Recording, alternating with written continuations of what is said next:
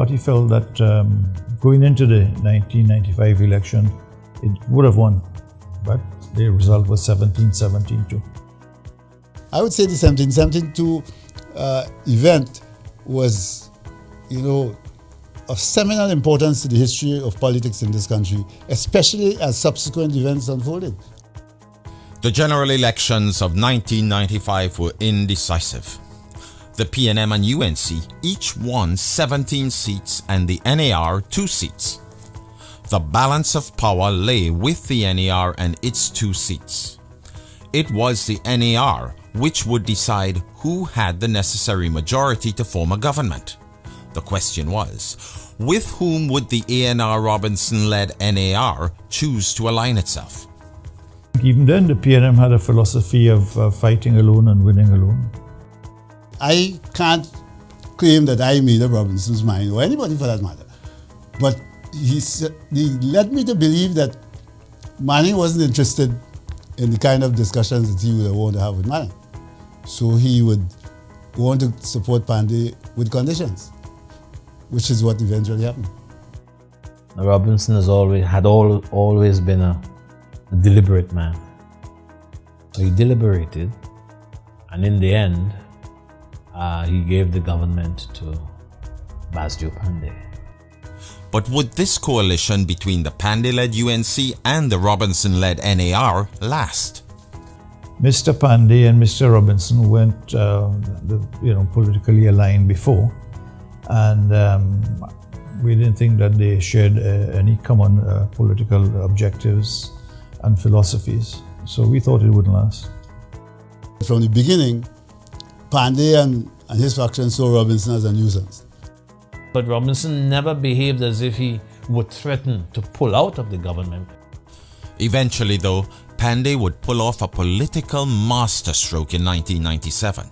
He would strengthen his government while reducing its dependence on the NAR in the coalition government. In order to consolidate his position now, he seduced, if I may use that word, Griffith and Last to come over from the PNM to our side, which in my view, I thought there was a kind of a political immorality involved in that. They were offered, the only reason they came, they were offered ministerial position and the perks associated with it. You can say that because Vincent Lass and Rupert Griffith came over to UNC, Robinson would have lost whatever leverage he would have started off with.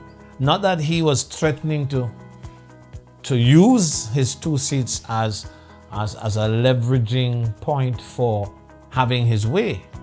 But I think Pandey did that to forestall any action on Robinson's part in that regard. Just in case it should happen, let me buy some insurance. And he did buy the insurance and weakened Robinson's hand in that sense. I think whatever the PNM thought about it, the government not lasting. When Griffith and Lass crossed the floor, that put paid to the whole idea of the government falling within the 5 years. I think the party as a whole was extremely disappointed, and the constituents of Lass and Griffith, Mr. Lass and Mr. Griffith, were also disappointed that they switched sides. To me, that was the beginning of the expression, eat a fool.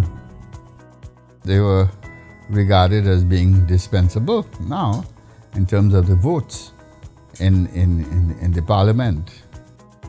But there was also the question of Pandey and Robinson coexisting in the same cabinet, which had not worked well in the past. The Prime Minister as an office always had the power, and also Pandey as a person would have felt that he had the power. We have no clear sense that Robinson had a larger-than-life role in the selection of the cabinet, which is where it matters. Did Robinson have a strong role to play in who became minister of what?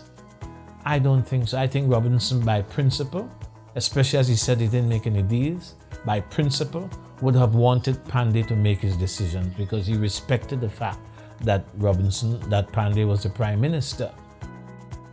This did not stop Pandey from acting, however, to forestall any challenge to his leadership of the coalition government. When I became Prime Minister in 1995, I think it was, I set about on a deliberate task of trying to unite the major races in the country.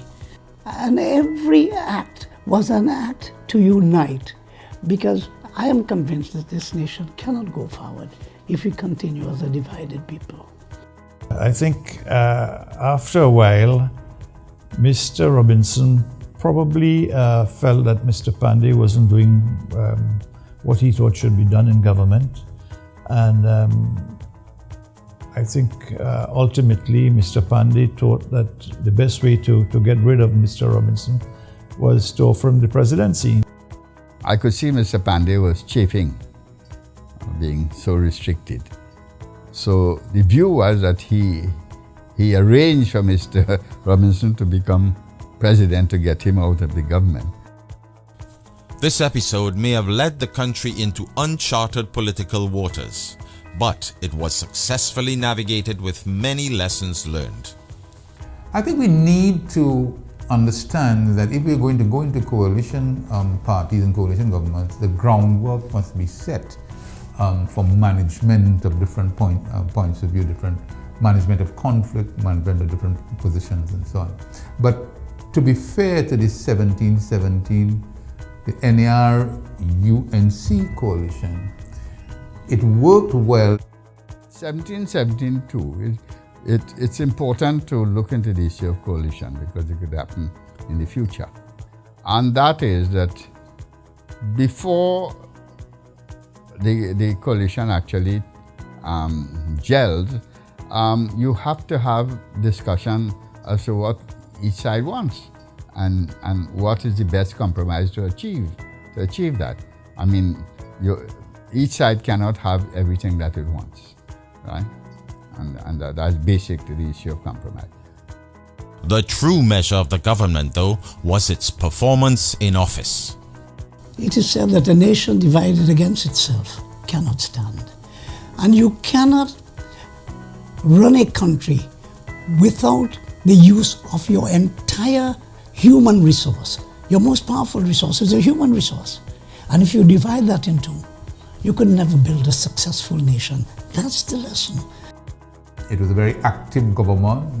The Treasury was going pretty well because we had come out of the recession in 1994 and a number of things, the revenue situation was improving all the time, and significant achievements were had during that administration.